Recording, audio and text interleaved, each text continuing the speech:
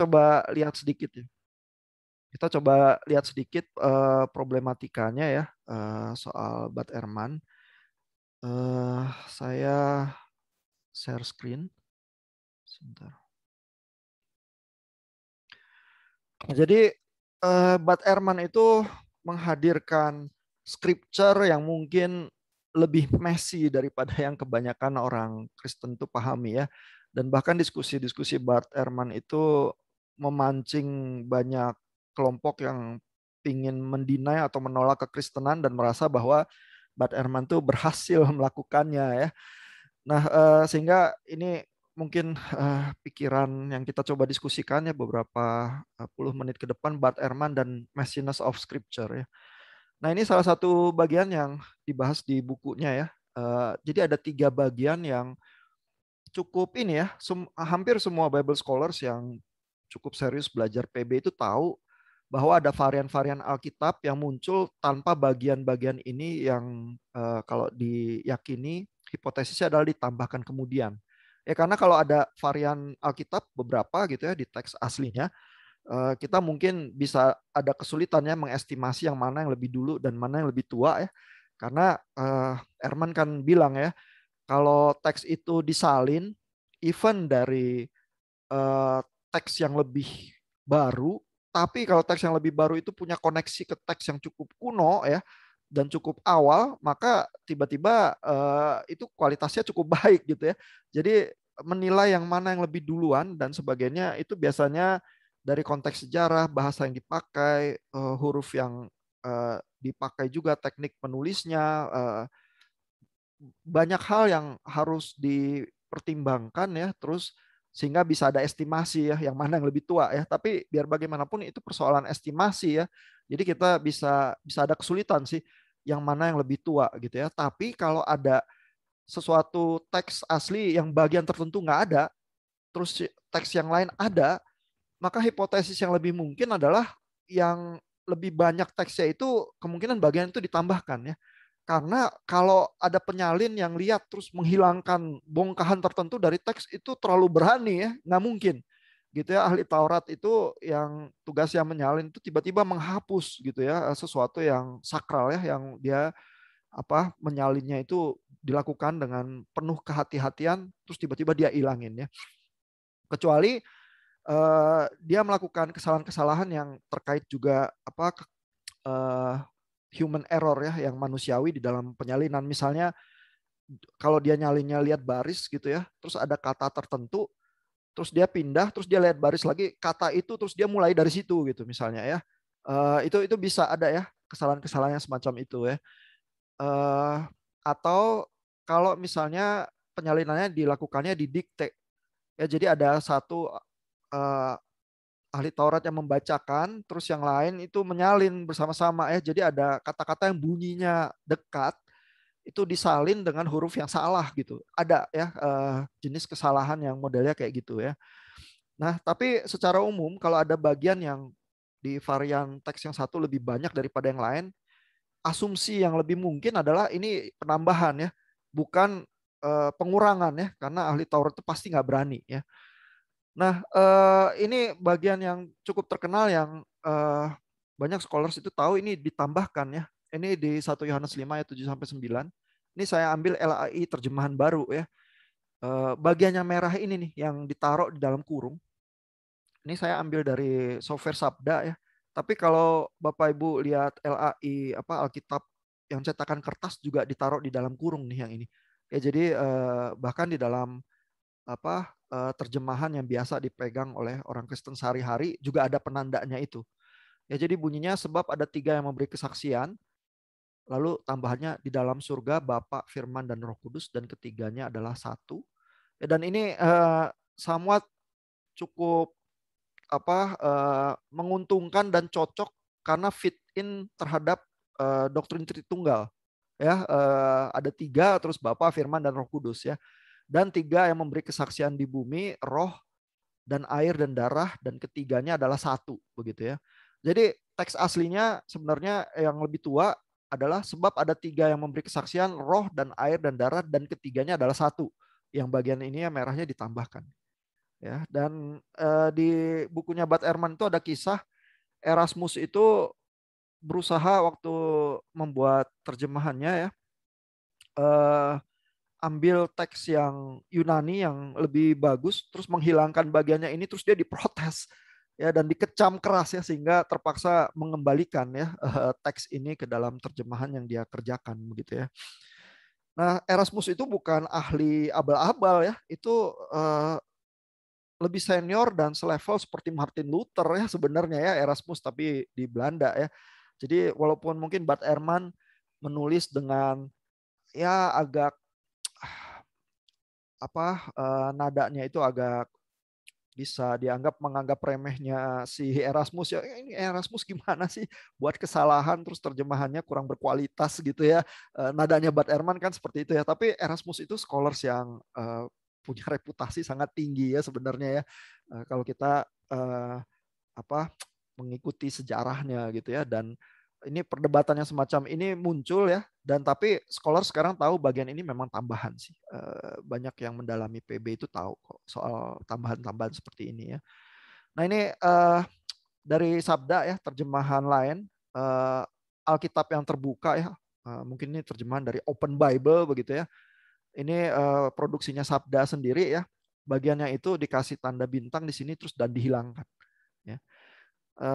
Sehingga kalau kita membaca teks yang seperti ini ya, kita tuh bisa lihat ya, kalau yang disebut tiga yang bersaksi di surga ya, roh, air, dan darah begitu ya, maka concern di komunitas Yohanes ini ya, yang muncul dalam tulisan yang semacam ini di surat 1 Yohanes ya, roh, air, dan darah, kemungkinan itu mengacu kepada baptisan ya, lalu perjamuan kudus ya, yang merupakan manifestasi sakramen yang dikerjakan oleh karya Roh Kudus itu sendiri begitu ya. Sebenarnya baca surat ini jadi arahnya tuh ke arah pergumulan yang semacam itu ya dari 1 Yohanes. Tapi kalau kita lihat ada tambahannya ini kan ini jadi bisa berbeda ya. Nah, cuman manuskrip kita jadi ada yang mengandung tambahan ini, ada yang polos seperti ini. Gitu ya. Dan memang Bud Ehrman jadi kontroversial karena mengetengahkan hipotesis ya bahwa varian-varian ini ada, lalu kesimpulannya apa? Ya kesimpulannya kalau di perdebatan ya, kalau Bapak Ibu lihat perdebatannya dia dengan Craig Evans gitu misalnya, Ehrman akan mengklaim ya Alkitab berarti unreliable. Ya, terus Bud Ehrman juga kalau diwawancara dia bilang saya agnostik gitu ya. Dia nggak bilang dia ateis sih, tapi dia agnostik ya. Mungkin agnostik bisa cenderung punya kebebasan untuk beropini yang kontroversi, bukunya laku gitu ya. Tapi ya tetap masih bisa mengajar di kalangan-kalangan Kristen gitu ya. Jadi keuntungannya berlipat ganda kalau agnostik begitu ya. Nah, lalu bagian manuskrip yang lain ya yang diketahui oleh Bible scholar sebagai tambahan ya, ini adalah Markus ya, penutup kitab Markus ya. Ini saya ambil lagi dari LAI terjemahan baru ya. Jadi Markus 16 ayat 8 sebenarnya manuskrip yang paling pendek yang kita punya berhentinya di sini. Ya, lalu mereka keluar dan lari meninggalkan kubur itu sebab gentar dan dahsyat menimpa mereka. Mereka tidak mengatakan apa-apa kepada siapapun juga karena takut. Gitu ya. Jadi bayangkan Markus itu mengakhiri Injilnya dengan kata takut. Titik. Selesai gitu ya. Sehingga orang akan bertanya, loh kok begitu? Ya, nah mungkin ada ahli Taurat atau Farisi yang nggak puas ya dengan akhir kitab yang kayak gitu, terus membuat semacam epilog ya. Ini tambahannya nih. Kalau dibaca di Alkitab cetak LAI ya, ada jarak sedikit nih paragraf yang lebih panjang ya antara kata takut ini dengan kalimat berikutnya ya. Tampaknya ya memang LAI juga punya banyak Bible scholars bagus ya, tahu juga ya bahwa bagian ini tidak muncul di manuskrip-manuskrip tertentu ya, dan berarti ini tambahan ya, yang bagian belakangnya ini ya. Dan kalimatnya juga lebih mirip epilog ya, karena nggak nyambung dari sini ya, melainkan seperti memulai sesuatu yang baru. Ini bagian penutup nih kayaknya ya. Dengan singkat mereka sampaikan semua pesan itu kepada Petrus dan teman-temannya begitu ya. Sesudah itu Yesus sendiri dengan perantaran murid-muridnya memberitakan dari timur ke barat berita yang kudus dan tak terbinasakan tentang keselamatan yang kekal itu. Kalau dari sisi tulisan Markus, tampaknya mereka takut terus diam gitu ya. Nah, tapi kalau diharmonisasi dengan Injil yang lain, misalnya dari Matius atau Lukas, ada kisah-kisah perjumpaan ya Yesus dengan murid-murid, eh, epilog yang semacam ini bisa masuk akal gitu ya. Nah, tapi poinnya Erman tuh juga bagus ya di dalam bukunya kalau Bapak Ibu baca ya. Kalau kita tafsir ya, sebenarnya nuansanya kitab Markus tuh jadi seperti apa ya, sehingga apakah memang Markus itu eh, lebih pingin misalnya mengutarakan ketakutan dan pergumulan yang dihadapi jemaat Tuhan pada saat itu ya. Sehingga kalau kitabnya mengadres nuansanya seperti itu, nanti orang-orang yang membaca bisa punya harapan ya, karena bahkan di dalam kegelapan, penyiksaan dan kesulitan gereja mula-mula, dan ketika murid-murid semua takut ya dan lari begitu aja ya, terus Injilnya ditutup dengan kata takut begitu ya.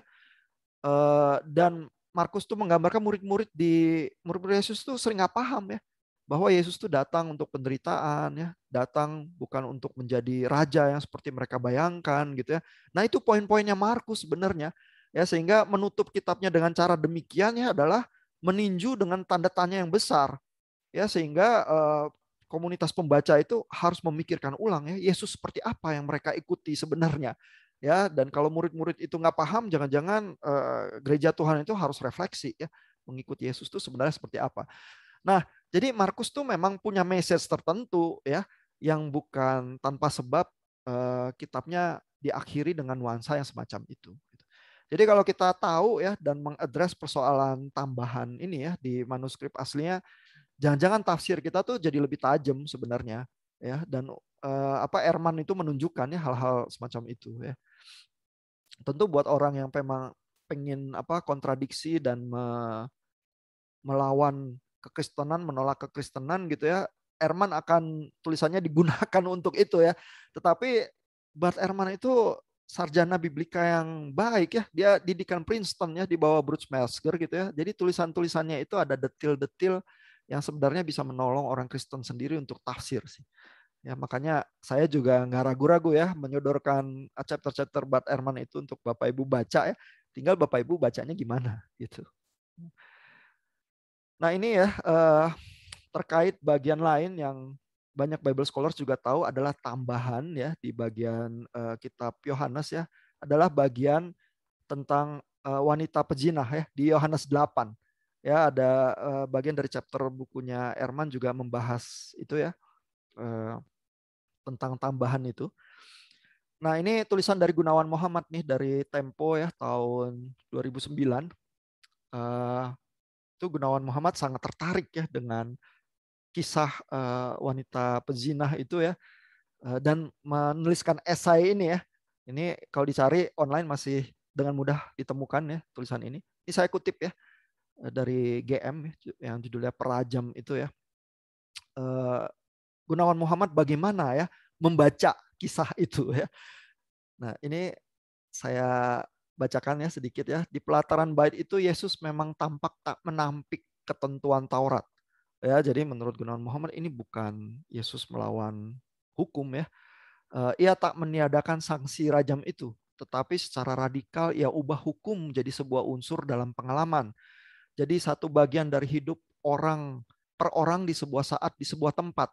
Hukum tak lagi dituliskan untuk siapa saja, di mana saja, kapan saja. Ketika Yesus berbicara, barang siapa di antara kamu yang tak berdosa, hukum serta-merta bersentuhan dengan siapa? Bukan apa dengan jiwa hasrat ingatan tiap orang yang hadir di pelataran bait di pagi itu. Para calon perajam itu bukan lagi mesin pendukung akidah. Ya, akidah ini doktrin. Ya, jadi Gunawan Muhammad juga mengadres ya cerita ini, bahkan juga merespons terhadap mungkin gejolak-gejolak yang dirasakan di komunitas agama Islam sendiri ya. Mendadak mereka melihat diri masing-masing.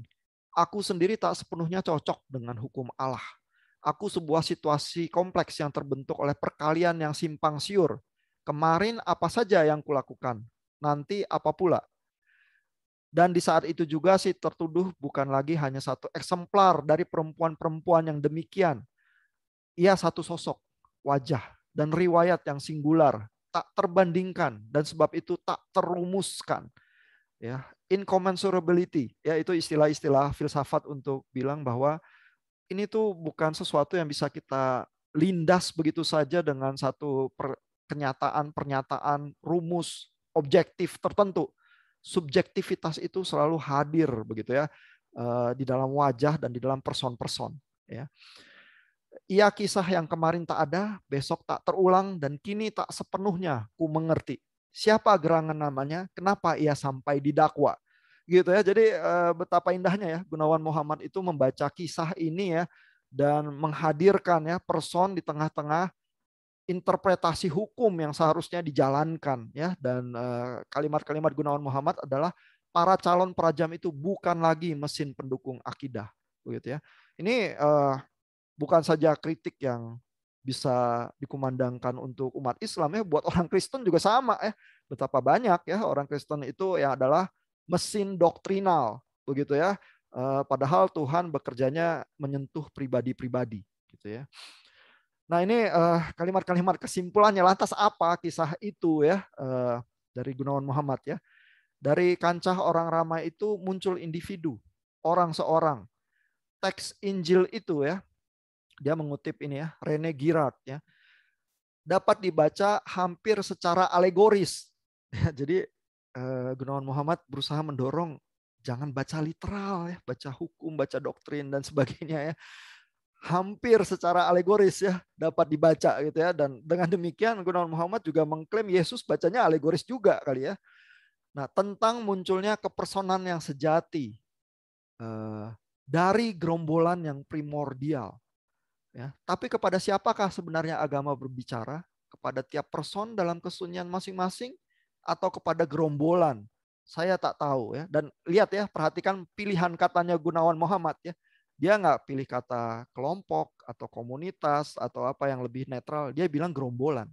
Ya, dan apa yang kita bayangkan kalau kita percaya agama gerombolan gitu ya. Itu kan seperti agama yang lebih cenderung ikut-ikutan, agama yang tidak punya roh personal, ya begitu ya. Nah, tapi Gunawan Muhammad bilang agama berbicara kepada siapa? Ya, person di dalam kesunyian masing-masing atau gerombolan. Saya tak tahu, kata Gunawan Muhammad ya. Tetap membuka pintu diskusi dan perdebatan. Ya. Di pelataran itu Yesus membungkuk, membisu, hanya mengguratkan jarinya. Ya, dan kita nggak tahu apa yang dia tulis, dan Gunawan Muhammad itu membayangkan apa sih yang sebenarnya dia tulis sehingga menuliskan kolom ini ya. Ketika ia berdiri, ia berkata ke arah orang banyak, tapi sepotong kalimat itu tidak berteriak. Gitu kata Gunawan Muhammad. Ya.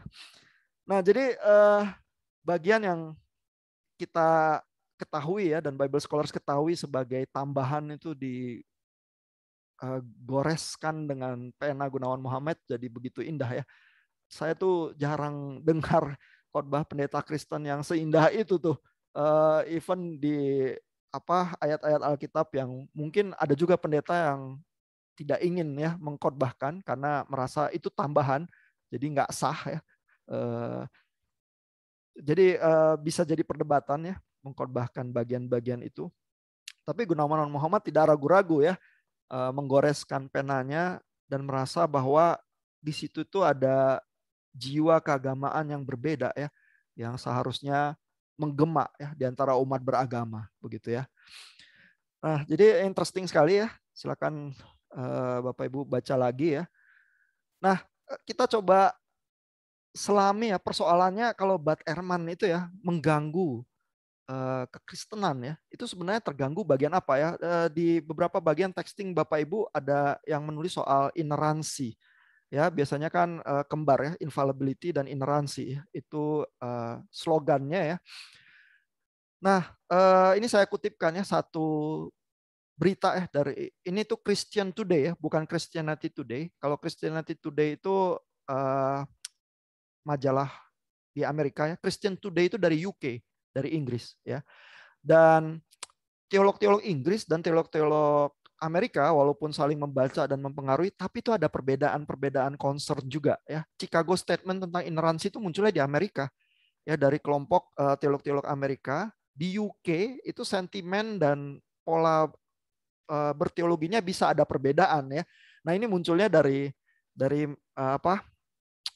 Christian Today ini news outlet di UK ya, di Inggris ya, judulnya What is the Chicago Statement on Biblical Inerrancy and Should Evangelicals Believe It? Gitu ya. Ini interesting sekali ya. Tetap Bapak Ibu bisa temukan karena cukup baru ya, dari tahun 2018, belum begitu lama ya. Ini saya kutipkan ya dari Christian Today itu ya, artikel yang itu tadi ya.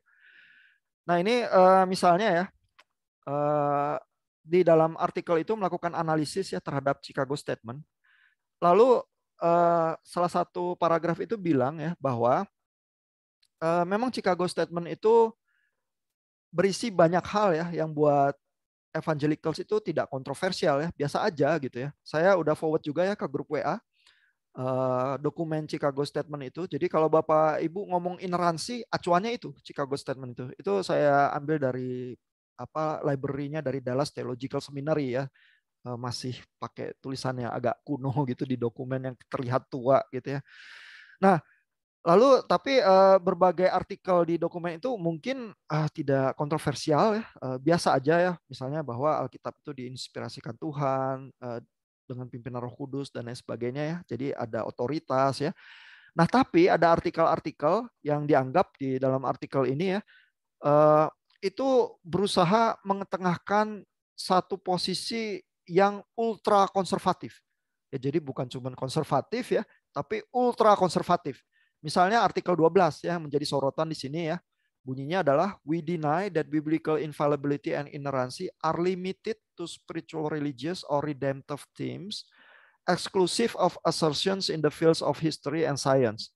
Ya, jadi maunya juga seluruh Alkitab itu bukan cuma terbatas untuk hal-hal yang religius, spiritual dan keselamatan ya, tetapi juga untuk sejarah dan sains. Ya, we further deny that scientific hypothesis about Earth history may properly be used to overturn the teaching of Scripture on creation and the flood. Ya, jadi bahwa penemuan-penemuan sains itu tidak bisa menumbangkan ajaran Alkitab tentang penciptaan dan tentang banjir besar.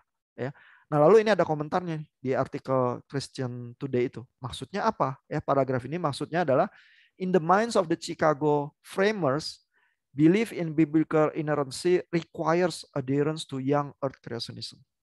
Gitu ya. Jadi di dalam artikel 12-nya nggak ditulis begitu ya, tetapi ini adalah berusaha mendorong pembacaan Alkitab yang jadi buku sains juga, begitu ya. Yang McGrath bilang hati-hati, begitu ya. Banyak teolog juga yang bilang jangan ya. Bahkan Galileo juga udah bilang begitu. Bahkan Agustinus juga udah bilang gitu. Tapi di artikel 12 ini tampaknya berusaha dilebarkan ya pembacaan itu. Dan di dalam penilaian artikel Christian Today ini sebenarnya posisi yang dibayangkan oleh Chicago Statement ini adalah young earth creationism. Itu yang sah posisinya yang bisa diambil orang Kristen yang mengaku kelompok evangelicals gitu ya. Nah, ini juga di artikel yang sama ya, dikutip satu orang teolog ya. Ini Roger Olson ini ngajarnya di Baylor University. Dia orang Baptis sebenarnya ya. Tapi orang Baptis yang sedemikian yang mempertanyakan juga persoalan ineransi. Ya, jadi dia bilang ineransi itu dipahami dengan makna yang berbeda-beda ya, even oleh kelompok evangelical sendiri begitu ya. Dan sebenarnya it is possible to hold to a version of inerrancy that is not as literalist as Chicago appears to require, itu kata Roger Olson. Ya, jadi pemaknaannya tuh sangat luas ineransi itu ya. Tapi orang yang bilang ineransi bisa aja tidak mesti literalis seperti yang berusaha didorong oleh Chicago Statement itu ya. Dan bisa aja menurut penilaian Roger Olson ya, orang Kristen itu secara menyeluruh itu ortodoks walaupun tidak memakai kata ineransi itu. Ya, lalu nah ini di dalam blognya Jadi bisa ditemukan ya. Saya sebelum ke kelas ini nyari blognya Roger Olson, Bapak Ibu kalau cari juga dengan mudah ditemukan ya. Atau ke artikel Christian Today ini, blog postnya ini ada hyperlinknya, diklik langsung ke blognya si Roger Olson ya. Roger Olson tuh bilang begini, di dalam penandatanganan Chicago Statement itu sebenarnya sifatnya tuh lebih politikal ya, in the broad sense ya, di dalam pemaknaan yang luas ya, itu tuh politikal. Kenapa? Karena sebenarnya tujuannya bukan semacam merefleksikan persetujuan ya antara penanda tangan itu. Habis ditandatangani masih banyak perdebatan antara yang tanda tangan Chicago Statement itu ya, dan banyak penanda tangan itu saling mengkritisi satu sama lain ya. Nah, jadi tujuannya apa ya menurut Roger Olson ya? Chicago Statement itu dengan kata lain inginnya sebenarnya adalah untuk eh, melakukan patroli ya, itu istilah yang dipakai Roger Olson ya. Ada shared concern ya to establish and patrol evangelical boundaries. Ya dengan kata lain ya, ini sebenarnya ditujukan untuk menolak ya kelompok-kelompok yang dirasa tidak evangelical gitu ya, karena ini mau dipager, ini pagernya di mana ya. Lalu di paragraf yang berikutnya ya, in another post ya, di dalam blogs yang lain, Olson itu mengatakan ya bahwa kalimat atau kata ineransi itu ya dipenuhi dengan berbagai kesulitan dan problem ya, juga pemaknaan yang berbeda-beda ya. Dan Roger Olson sendiri merasa enggan ya memakai kata itu karena juga bermuatan ya, sangat loaded ya. It functions as nothing more than a shibboleth. Ya, shibboleth itu seperti semboyan ya, sehingga seperti kalau orang kalau udah bingung ya terus ditanya, kamu percaya ineransi nggak? Terus kalau iya berarti kamu teman, kalau bukan kamu musuh gitu ya. Jadi sifatnya tuh seperti itu ya, shibboleth ya. At least to educated inquiring minds who know about its difficulties and problems ya, paling tidak untuk orang-orang yang belajar Alkitab gitu ya. Itu tuh fungsinya tuh jadi seperti shibboleth saja ya. And yet it keeps being used as a shibboleth by evangelical gatekeepers ya.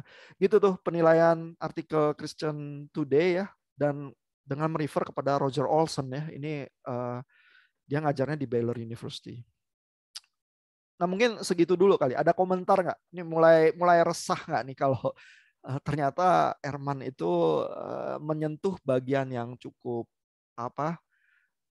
cukup dianggap sentral ya di dalam pemahaman kaum Injili ya, dan bahkan di Christian Today itu ada ya artikel semacam itu ya juga yang membahas problematika kata ineransi itu sendiri gitu ya.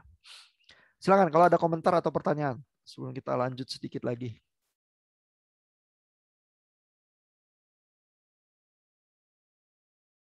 Komentar? Pertanyaan? Mau nanya Pak, Ya. itu kan sebetulnya dari yang tadi Bapak juga udah bilang itu dari zaman Agustinus, sebenarnya pembacaan-pembacaan Alkitab yang nggak bisa serta-merta digituan dengan sains pun udah ada gitu. Dan baru baca bukunya Reform itu, reformasinya Pak Yakub pun juga, ya ketahuan saya tidak baca institut, jadi Pak Yakub di situ bukunya ada kasih tahu gitu, bahwa Calvin pun sebenarnya udah ngomong gitu, bahwa emang jangan baca Alkitab disetarain sama ilmu pengetahuan. Bahkan Calvin mengatakan, those who wish to prove to unbelievers that Scripture is the word of God are acting foolishly, for only by faith can this be known. Tapi kenapa perdebatan itu masih terus berlanjut ya Pak? Karena kan seolah-olah kita berupaya banget ngebela Alkitab, bahwa Alkitab itu firman Tuhan, tapi ke orang-orang yang susah kurang menerima itu gitu. Jadi padahal kalau kita dengan pahamnya Calvin kan sebenarnya mau apapun yang kayak realita Alkitab yang kayak begitu pun nggak ngaruh gitu. Tapi kenapa itu terus heboh ya Pak? Ya, itu pertanyaan bagus ya. Kenapa itu terus heboh ya? Mungkin hebohnya juga di kalangan-kalangan tertentu aja ya. Buat teolog-teolog UK mungkin nggak terlalu heboh ya. Itu tuh biasa aja ya. Even orang nggak pakai kata ineransi, otoritas Alkitab bisa tetap diakui dan apa di dipegang ya sebagai konsensus untuk komunitas gitu ya. Tapi untuk komunitas yang muncul dari Chicago Statement ya, orang-orang terutama dari kelompok Old Princeton ya, nama-nama yang Bapak Ibu juga sangat familiar ya, Hodge ya, B.B. Warfield ya, R.C. Sproul begitu ya. Kelompok-kelompok juga yang sangat penting di tradisi-tradisi reform ya, Westminster, RTS begitu ya. Itu jadi perdebatannya sangat penting dan sangat vital ya. Karena somehow ini ya, coba saya kasih lihat dokumen Chicago Statement-nya ya. Ini Chicago Statement-nya ya, ada bagian preface-nya, terus ada bagian short statement ya. Ada poin nomor 5 ini ya. Di dalam bayangan yang merumuskan Chicago Statement ya, the authority of Scripture is inescapably impaired if this total divine inerrancy is in any way limited or disregarded. Jadi poin-poin yang ada di sini ini kalau dibatasi atau diabaikan gitu ya, ini otoritas Scripture ini yang terancam ya, inescapably impaired gitu ya, or made relative to a view of truth contrary to the Bible's own. And such lapses bring serious loss to both the individual and the church gitu. Jadi yang dipertaruhkan di sini menurut pemahaman penandatangan Chicago Statement adalah otoritas Alkitab itu sendiri gitu. Sementara orang-orang yang nggak terlalu mempermasalahkan ineransi ya, merasa otoritas Alkitab tidak jatuh dan bangun karena hal ini saja gitu ya. Dan itu tadi kan artikel 12 ya yang dijadikan sorotan dan dikritisi ya oleh artikel Christian Today itu ya. Kok artikel 12-nya beda ya? Oh iya. Jadi ini ya, setiap artikel itu ya di dalam Chicago Statement ada bagian positifnya, terus ada bagian negatifnya ya untuk menghasilkan kejelasan ya yang diinginkan oleh penulis-penulis Chicago Statement ini ya. Jadi artikel 12 bagian positifnya adalah we affirm that scripture in its entirety is inerrant, being free from all falsehood, fraud or deceit ya. Tapi ini maksudnya apa secara negatif ya? Secara negatif itu dia ya, we deny that biblical infallibility and inerrancy are limited to spiritual, religious, or redemptive themes, exclusive of assertions in the fields of history and science ya. Nah, terus kan kita jadi bertanya ya, kalau Alkitab kita jadikan buku sains ya bagaimana dengan Agustinus, bagaimana dengan Calvin begitu ya? Itu tadi yang Pak Randy bilang ya, kok kayak kita kayak nggak pernah baca institusio aja gitu jadinya gitu ya. Dan ya ini tokoh-tokoh reform yang merumuskan dokumen ini ya, sehingga ya kita harus bayangkan juga ya kerumitan yang terjadi ya di dalam dokumen yang semacam ini ya.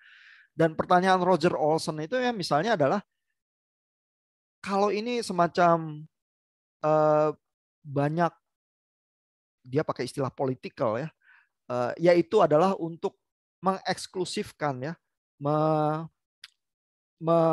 menolak satu kelompok tertentu yang dianggap bukan evangelicals ya. Itu kelompok yang mana ya?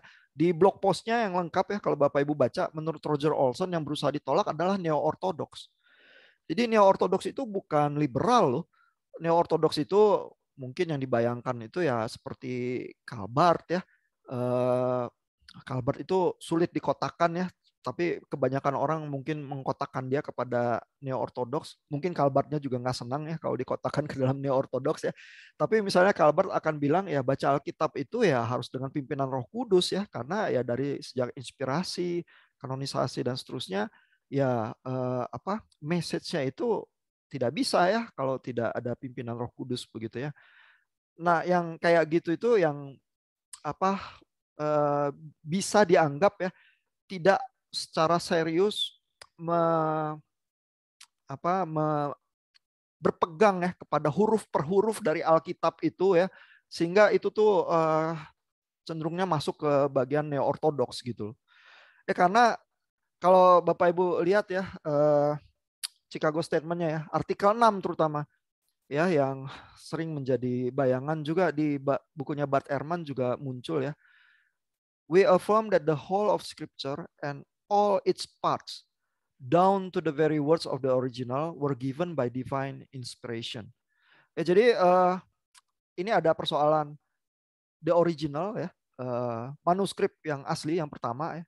yang kita juga nggak punya sekarang ya. Tapi all its parts down to the very words of the original. Ya. Ini kan sebenarnya bisa banyak pertanyaan dan kesulitan ya. Kalau misalnya sekretarisnya Paulus gitu, pilih kata yang tidak tipikal kata yang biasa dipakai Paulus, itu apakah kata itu terus jadi tidak inspiratif gitu misalnya ya? Apakah itu mengganggu otoritas Alkitab gitu ya? Seberapa bebas sih sekretarisnya Paulus waktu nulis suratnya itu misalnya ya? Nah itu jadi masalah-masalah tersendiri, tapi ineransi di dalam konsep Chicago Statement itu begitu klaimnya. Ya, setiap kata per kata pada manuskrip aslinya gitu. Terus gimana kalau misalnya orang tuh cenderung ya kayak pakai kata-kata yang sederhana kayak Yohanes ya. Makanya Bapak Ibu kalau belajar bahasa Yunani senang baca Yohanes karena gampang ya. Begitu baca Paulus langsung keringetan gitu ya.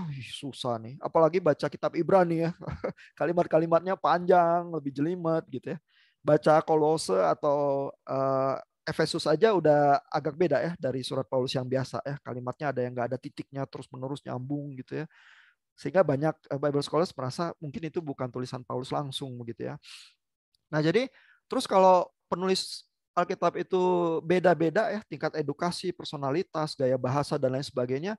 Terus kalau kita mengklaim ya bahwa Alkitab itu down to the very words begitu ya, itu inspirasinya kayak apa gitu ya? Apakah otoritasnya Petrus itu atau Yohanes kurang ya dibanding otoritasnya Paulus atau penulis kitab Ibrani gitu misalnya ya. Kan kita juga nggak mau ya berpikiran yang seperti itu ya. Tetapi kan kalau nggak begitu berarti kalau kita bayangkan misalnya Petrus atau Yohanes yang tingkat pendidikannya mungkin kurang ya dibanding Farisi elit kayak Paulus gitu ya. Berarti kayak semacam didikte dong ya waktu nulis supaya pilihan katanya itu nggak salah ya. Walaupun pendidikannya nggak setinggi penulis yang lain gitu ya. Nah itu kan jadi mulai kita jadi mekanistis ya. Inspirasinya ya itu jangan-jangan apa benar ya itu bayangan doktrin inspirasi kekristenan gitu ya. Nah itu banyak sekali kesulitan di situ ya bisa muncul ya.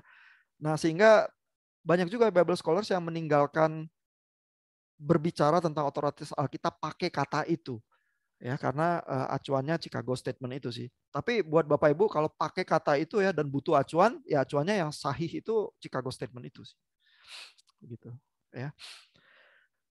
Ya Pak Randy, mudah-mudahan komentarnya terjawab walaupun mungkin nggak memuaskan. Kenapa sampai begitu?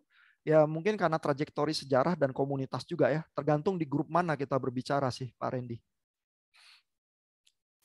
Tapi sebenarnya setelah Bapak jelasin, saya cukup ya empati sih dengan Chicago Statement. Jadi sebetulnya kan mereka juga punya tujuan khusus ngomong gitu karena ada ekstrem-ekstrem yang mengatakan seolah ya cuma spiritual doang, Alkitab cuma buat secara rohani dan memisahkan itu dari yang itunya ya Chicago Statement mengeluarkan itu untuk menjawab itu sih. Tapi emang setelahnya generasi berikutnya yang memaknainya berlebihan lagi itu jadi masalah gitu ya. Emang. Iya. Ya bahwa ya kebanyakan dari Chicago Statement itu sih memang tidak kontroversial ya, sama seperti yang tadi dibilang di artikel Christian Today itu ya, bahwa kebanyakan orang Kristen mungkin menyetujui 90% lebih ya daripada Chicago Statement itu.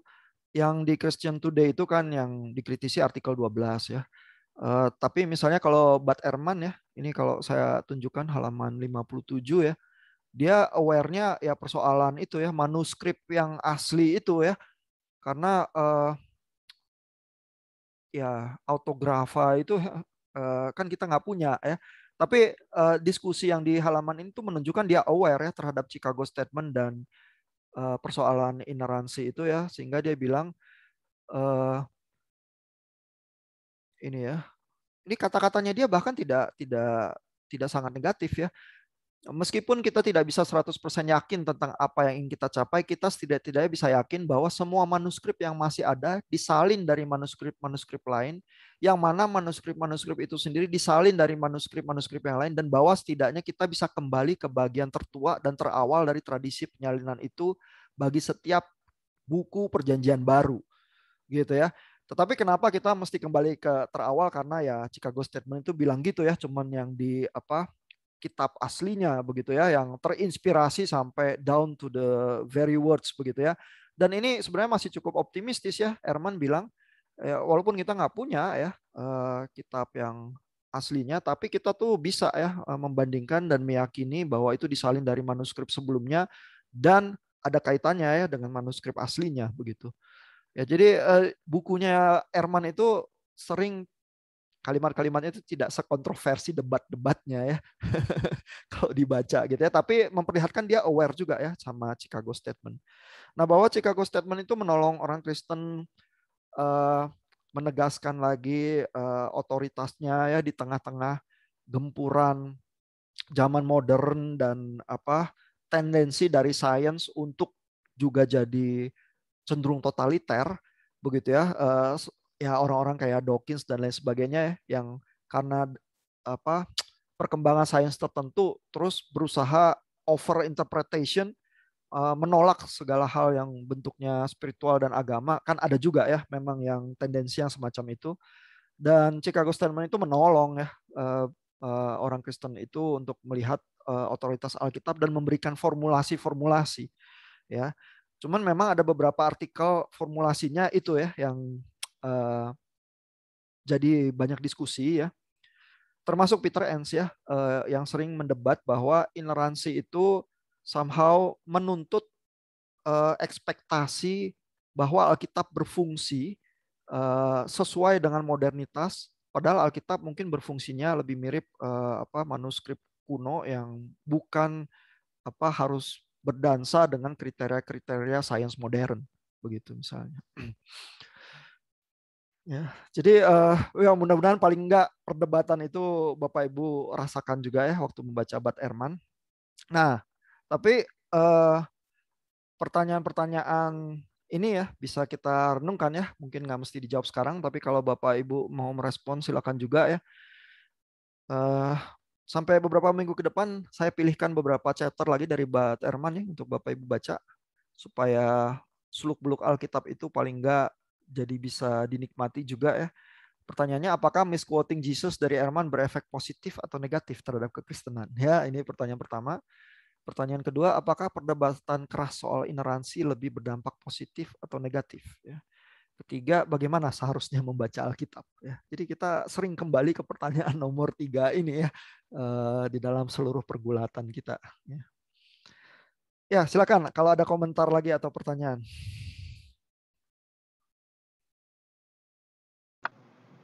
Pak, mau komen sih Pak dikit dari Chicago Statement tadi. Kan klaimnya itu kan Alkitab itu inerrant sama infallible gitu.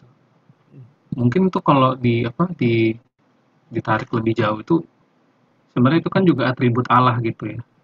Allah yang nggak salah gitu, Allah yang gitu. Jadi maksudnya kan klaimnya itu kan pengen bilang kalau ada natur ilahi nih dari Alkitab gitu kan. Tetapi kelihatannya kalau kalau cuma ditarik ke atas gitu. Jadi ada natur ilahinya, ada natur transcendennya, tapi nggak diimbangi dengan natur imanennya, itu yang jadi masalah gitu. Kita anggap ini jadi tulisan yang ya gitu. Jadi kalau terlalu transenden ya gini jadinya banyak yang menimbulkan perdebatan gitu. Ketika membaca tulisannya Ehrman jadi ya bermasalah gitu. Mungkin nggak ya Pak, kita perlu mengimbanginya juga gitu. Jadi mengakui ada sisi imanennya dari Alkitab ini. Jadi bisa tuh kita menerima ada kesalahan dari manuskrip, ada perbedaan varian gitu. Ya, sebenarnya Chicago Statement itu sendiri juga mengkonfirmasi ya bahwa kan doktrin pewahyuan Kristen itu meyakini bahwa Tuhan itu bekerjanya lewat penulis manusia ya, tidak meniadakan personalitasnya, tidak meniadakan latar belakang culturalnya dan seterusnya gitu ya. Jadi aspek imanensi itu sebenarnya juga ya berusaha dikonfirmasi oleh Chicago Statement, bukannya enggak gitu ya. Dan ya tapi di dalam kesulitan formulasi persoalan doktrinal yang memang demikian rumit ya, dan juga penuh misteri ya. Kalau Bapak Ibu baca satu-satu aja artikel Chicago Statement itu ya, maka di beberapa bagian juga ya Chicago Statement itu penulis-penulisnya mengakui ya ini ada misteri ini sebenarnya bagaimana terjadinya inspirasi itu ya. Dan ya kita meyakini juga hal-hal itu ya, pewahyuan lewat person manusia gitu ya, bukannya enggak. Makanya Peter Enns juga kan judul bukunya Inspiration and Incarnation ya, kembali ya menghadirkan problema itu ya. Nah, tapi secara detail dan poin per poin bagaimana Chicago Statement itu menjabarkan ya, dan poin-poin tertentu bisa terjadi perdebatan, poin-poin yang lain bisa diterima dengan cukup mudah oleh kalangan yang cukup luas gitu ya. Nah, seringnya tapi ya adalah Chicago Statement itu seperti mungkin yang dinilai oleh Roger Olson itu ya. Fungsinya jadi adalah semacam semboyan ya, semacam slogan ya untuk memagari gitu ya. Jadi kamu percaya ineransi nggak? Gitu ya. Terus kalau dia bilang percaya, saya nggak percaya kamu percaya ineransi. Coba saya kutip artikel 6. Kamu percaya nggak artikel ini ya? Atau artikel 12 atau berapa gitu ya. Begitu ntar ada yang masalah, wah kamu ini sesat. Gitu ya. Jadi kita tuh sering memakai itu ya, fungsinya gitu ya. Dan kadang-kadang di institusi Kristen tertentu ya, itu jadi alasan untuk menolak orang gitu. Ya, kamu ineransinya, kamu nggak tergolong kalangan kita nih. Ya karena kamu masalah nih di artikel ini itu gitu ya. Nah, kalau begitu aja ya kita pakai pemahaman doktrinal kita ya menjadi semacam pagar ya atau palang pintu ya untuk memukul orang ya atau untuk mengeksklud orang ya dari kelompok kita ya. Itu nggak sangat berbeda ya dari Yesus di kisah perempuan pezina itu yang barusan kita baca dari Gunawan Muhammad gitu ya, yang justru Yesus itu di dalam berteologinya itu berusaha membuka pintu ya, even buat orang pezina dan even buat Farisi dan ahli Taurat itu yang mau merajam itu juga ya, diberikan kesempatan lagi ya. Oke, kalau kamu memang nggak berdosa kamu lempar batu duluan gitu ya. Nggak lantas terus dikritisi mereka gitu ya, tapi kan gaya berteologinya Yesus jadi sangat berbeda ya, yang justru memukau seorang Gunawan Muhammad juga ya untuk menulis bagian itu gitu ya. Nah terus kalau Chicago Statement kita spiritnya itu cuman buat jadi palang pintu ya, apa iya begitu ya kehidupan keagamaan yang kita ingin telusuri mengikut Yesus itu apa seperti itu gitu ya. Nah itu pertanyaan-pertanyaan yang lebih sulit sih ya. Nah sehingga challenge saya ya buat kita ya adalah kalau kita berteologi ya, atau kita baca Alkitab ya, atau Bapak Ibu kalau lagi kapan-kapan bertugas ya, berkhotbah naik ke mimbar ya, melakukan tugas itu ya, membaca lagi ya untuk zaman ini, untuk komunitas kita. Terserahlah orang yang dengar kita itu cuma 5 orang atau 1.000 orang gitu ya. Tapi pada saat Bapak Ibu ada di mimbar, terus melakukan interpretasi kitab, disitulah Bapak Ibu tuh lagi berteologi. Nah message kita tuh kayak apa? Ya kita tuh baca Alkitab itu kita pakai fungsinya untuk seperti apa ya? Apakah memang untuk mengulurkan cinta kasih Tuhan, membuka pintu sebesar-besarnya ya, seperti yang kita sering saksikan Yesus lakukan gitu ya, atau kita tuh memang lebih concern sama pagar-pagar ya, ya seperti Farisi ya gitu ya, dan even Yesus juga buka pintu ya terhadap Farisi gitu ya.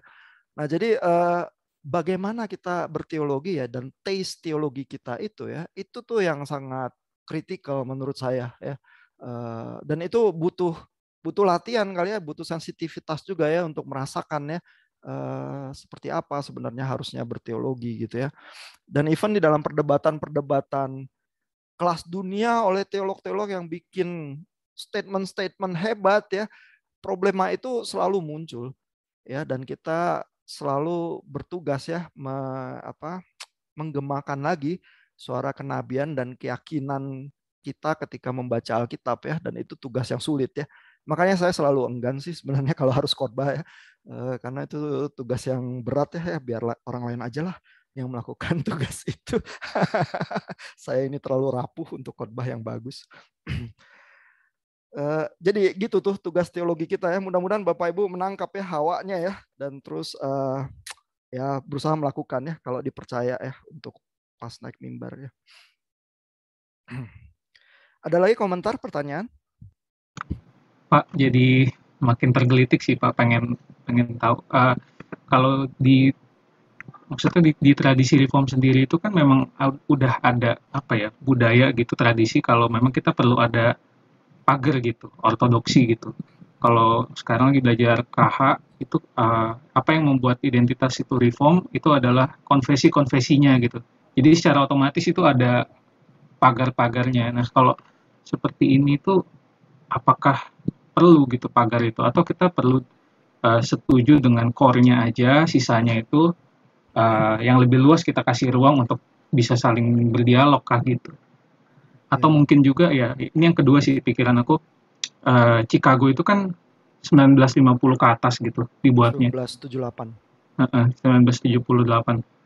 Mungkin aja itu pergumulan pada tahun itu gitu loh. Kita nggak perlu apa dengan serta merta menerimanya sebagai beliefnya kita gitu. Mungkin kita perlu bikin something yang baru, mungkin bukan kita sih ya, teolog-teolog yang di luar sana. Itu sih Pak.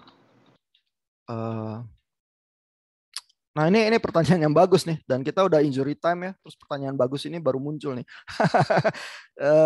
Gimana menurut Bapak Ibu pendapatnya? Pertanyaan itu ya, apakah kita memang nggak perlu pagar-pagar, atau ya pagar kan kita pelajari juga ya di sekolah teologi ya. Terus gimana soal Chicago Statement ya, apakah itu pergumulan yang sudah tua ya dari tahun yang lampau gitu ya, apa terus harus jadi pergumulan kita? Gimana menurut pendapat Bapak Ibu?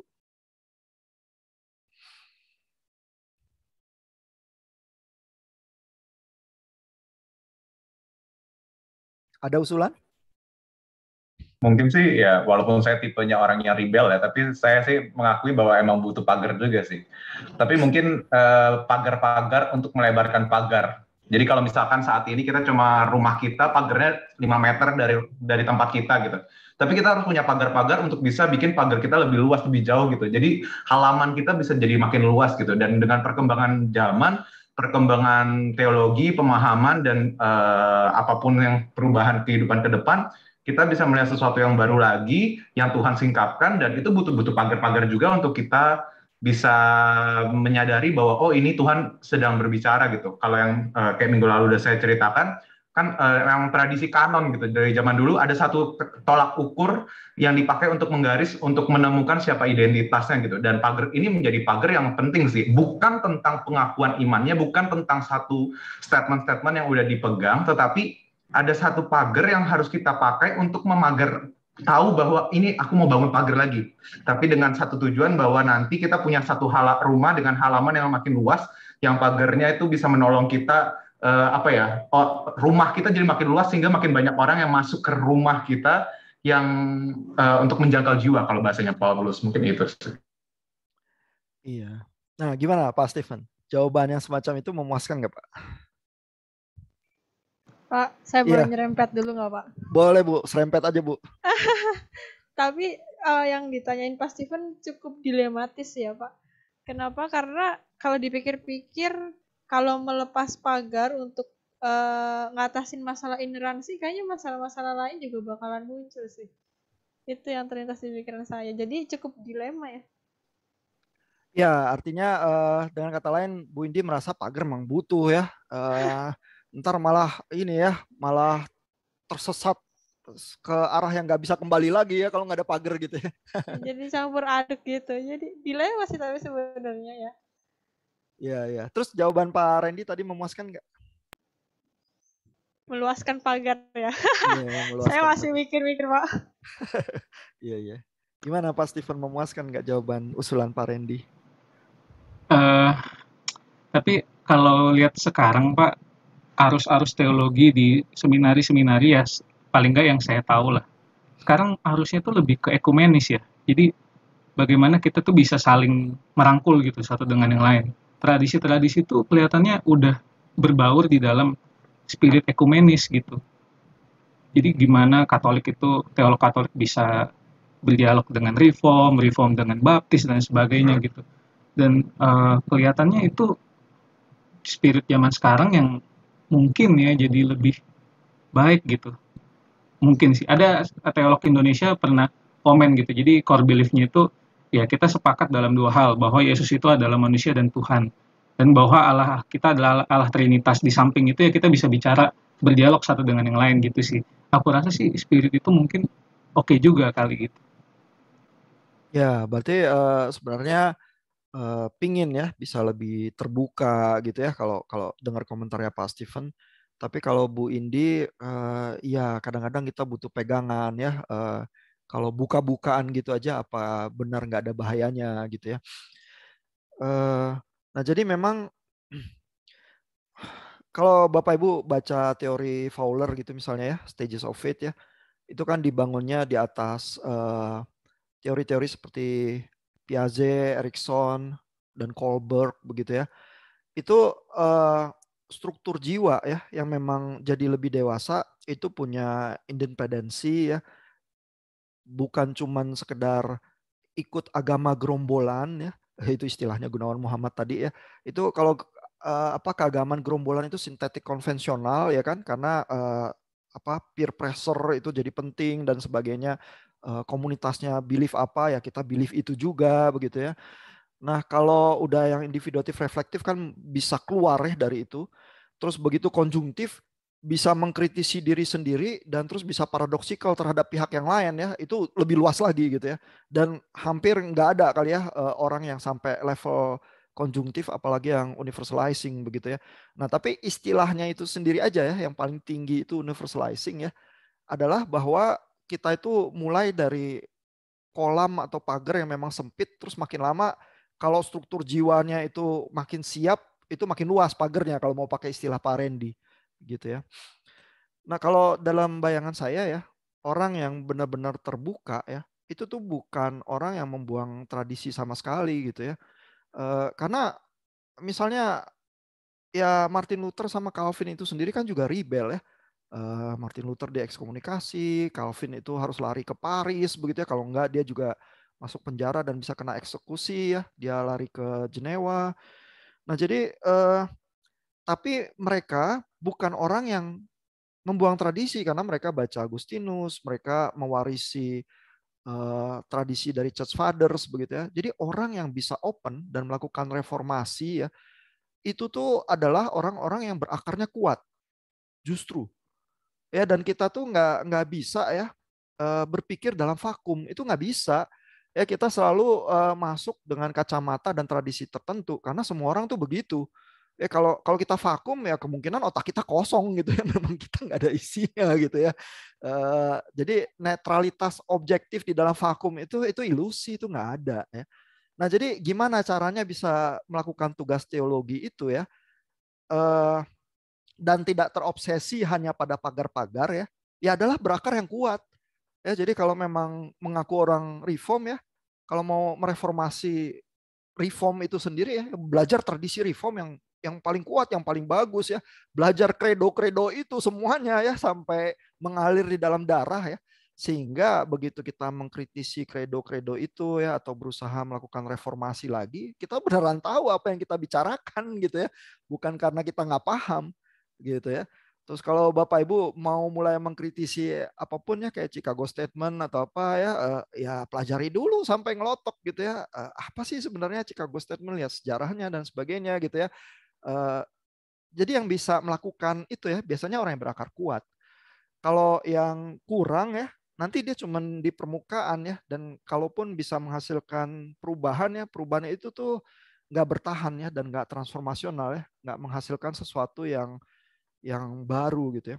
Sama kayak Bapak Ibu baca Paulus, dia kan juga nggak membuang tradisi ya, tapi buat pembaca-pembacanya dia bisa terkesan sangat radikal ya. Tapi radikalisme dia itu muncul dari semacam akar yang sangat kuat ya, dari training yang sangat kuat juga ya oleh kelompok Farisi Gamaliel begitu ya. Nah jadi tugasnya tuh seperti itu ya, bukan either or ya pilihannya ya, pagar atau bukan pagar ya, tetapi ya malah lebih kuat dari pagar ya, berakar yang kuat supaya bisa punya openness yang benar-benar radikal juga openness-nya gitu. Susah sih basically sih ya. Ada ya nggak tahu apakah menjawab atau puas. Sekarang bisa kembali ke kelas-kelas kredo-kredo itu dengan hati lapang. Kalau masih ada pertanyaan boleh juga, nggak apa-apa. Kelas kita ini kan targetnya bukan menyelesaikan pertanyaan ya, tapi ya kalau kita beruntung bisa membuka horizon kita sedikit lah.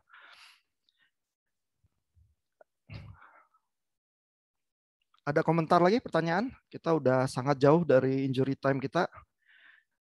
Kalau nggak ada kita cukupkan dulu ya untuk saat ini. Toh minggu-minggu depan masih ada petualangan lagi dengan chapter Bart Ehrman lainnya. Bapak Ibu masih bisa membaca, melakukan texting. Mudah-mudahan lebih mudah karena bahasa Indonesia ya. Terus minggu depan nanti kita dengarkan perdebatannya ya. Debar lawan Deso ya. Mudah-mudahan seru juga ya. Oke.